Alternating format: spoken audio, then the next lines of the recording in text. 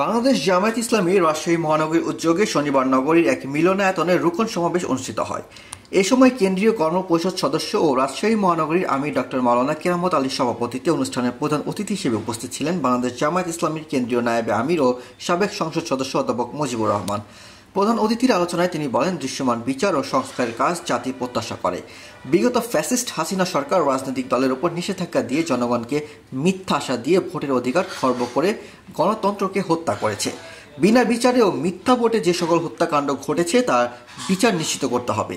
জুলাই বিপ্লবে আহতদের সঠিক চিকিৎসা নিশ্চিত করা ও শহীদ পরিবারগুলোর খোঁজ খবর নেওয়া সরকারের গুরুত্বপূর্ণ দায়িত্ব। তিনি আরও বলেন, দেশের কল্যাণের জন্য সবাইকে ঐক্যবদ্ধ থাকতে হবে। মানুষের অধিকার নিশ্চিত করতে হলে জাস্টিস কায়েম করতে হবে। ইসলাম মানুষের সার্বিক জীবনের সমস্যার সমাধান দিতে পারে, তাই কোরআনের আলোকে ব্যক্তি জীবন গঠন করতে হবে এবং সততার মানদণ্ডে সমাজ পরিচালনা করতে হবে।